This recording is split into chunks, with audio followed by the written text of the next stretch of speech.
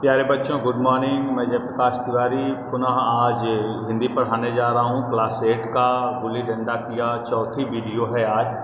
कल तक जो पढ़े थे उसके आगे आज हम लोग देखते हैं। उन्हीं दिनों पिताजी का वहाँ से तबादला हो गया। नई दुनिया देखने की खुशी में ऐसा फूला कि अपने हमजोलियों से बिछुड़ जाने का बिल्कुल दुख न हुआ। पिताजी दुखी थे, वह बड़ी आमदनी की जगह थी। अम्मा जी भी दुखी थीं, वहाँ सब चीज़ें सस्ती थीं और मोहल्ले की स्त्रियों से घराव सा हो गया था, घर जैसा व्यवहार हो गया था। लेकिन मैं मारे खुशी के फूला न समाता था। लड़कों में जीत उड़ा रहा था। वहाँ ऐसे घर थोड़े ही होते हैं, ऐसे ऐसे ऊंचे घर हैं कि आसमान से बातें करते हैं। वहाँ अंग्रेजी स्कूल के कोई मास्टर लड़कों को पीटे तो उससे जेल हो जाए। मेरे मित्रों की फैली हुई आंखें और चकित मुद्रा बतला रही थी कि मुझसे उनकी निगाह में कितनी स्पर्धा हो रही थी। मानो कह रहे थे, तुम भगवान हो भाई, जाओ, हमें तो इसी उजड़ ग्राम में जीना है और मरना भी है। अन्य बच्चे इसकी बात को सुन करके विस्मृत हो रहे थे, स्पर्धित हो रहे थे कि भाई हम कहाँ जाएंगे, क्योंकि हम लोगों के लिए यही जगह है, हम यहीं जिएंगे और हम यहीं मरेंगे। 20 साल गुजर गए। मैंने इंजीनियरिंग पास की और उसी ज़िले का दौरा करता हुआ उसी कस्बे में पहुंचा और डाक बंगले में ठहरा। उस स्थान को देखते ही इतने मधुर बाल स्मृतियां हृदय में जाग उठी कि मैंने छड़ी उठाई और कस्बे की सैर करने निकला।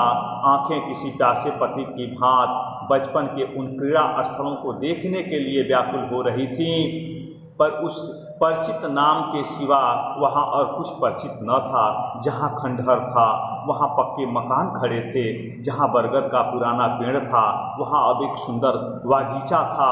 बचपन की संचित और अमर स्मृतियाँ बाहें खोले अपने उन पुराने मित्रों से गले मिलने को अधीर हो रही थीं, मगर दुनिया बदल गई थी।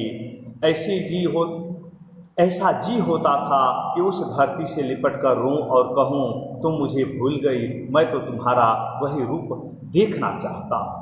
सहसा एक खुली जगह में मैंने 2-3 लड़कों को गुल्ली डंडा खेलते देखा। एक क्षण के लिए मैं अपने को बिल्कुल भूल गया कि मैं एक ऊंचा अफसर हूँ, साहबी ठाट में, रोब और अधिकार के वातावरण में। जाकर एक लड़के से पूछा, क्यों बेटे, यहाँ कोई गया नाम का आदमी रहता है? एक लड़के ने गुल्ली डंडा समेट कर सहमे हुए स्वर में कहा, कौन गया? गया चमार। मैंने यूं ही कहा, हाँ वही, गया नाम का कोई आदमी है तो शायद वही हो। हाँ है तो जरा उसे बुला सकते हो। लड़का दौड़ता हुआ गया और एक क्षण में एक 5 हाथ के काले देव को साथ लिए आता दिखाई दिया। मैं दूर से ही पहचान गया। उसकी ओर लपकना चाहता था कि उसके गले लिपट जाऊं, पर कुछ सोचकर रह गया। बोला, कहो गया, मुझे पहचानते हो? गया ने झुककर सलाम किया।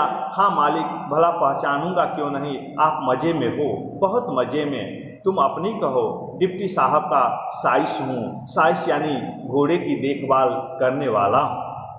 मतई, मोहन, दुर्गा सब कहाँ है, कुछ खबर है? मतई तो मर गया, दुर्गा और मोहन डाकिया हो गए हैं। मैं तो जिले का इंजीनियर।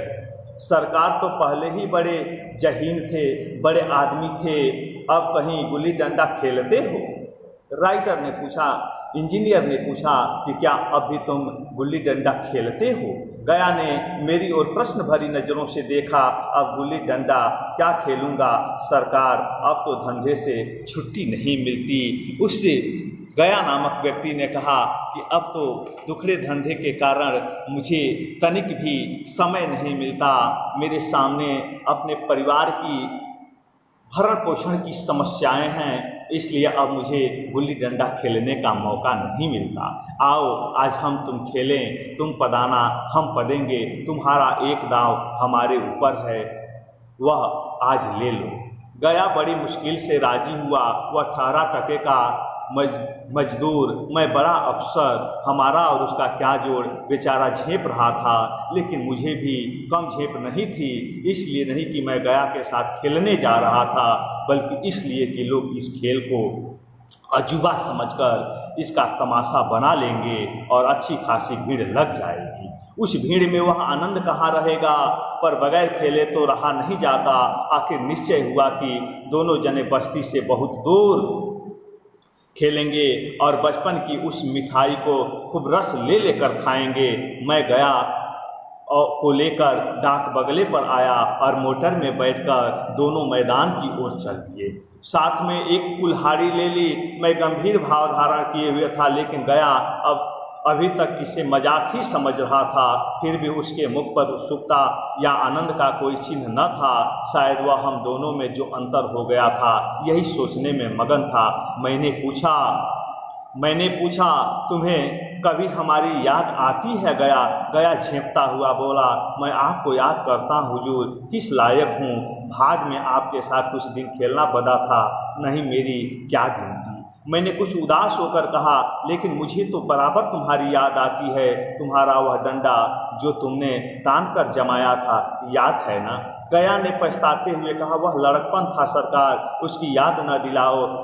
वह मेरे बाल जीवन की सबसे रसीली याद है। तुम्हारे उस डंडे में जो रस था, वह न अब आदर्श सम्मान में पाता हूँ, न धन में। इतनी देर में हम बस्ती से कोई 3 मील निकल आए। चारों तरफ सन्नाटा है। पश्चिम की ओर कोसों तक भीमताल फैला हुआ है, जहां आकर हम किसी समय कमल पुष्प तोड़ ले जाते थे और झुमक बनाकर कानों में डाल लेते थे। जेठ की संध्या केसर में डूबी चली आ रही है। मैं लपक कर एक पेड़ पर चढ़ गया, एक टहनी काट लाया, चटपट गुल्ली डंडा बन गया। इस वीडियो में बस इतनी ही। धन्यवाद।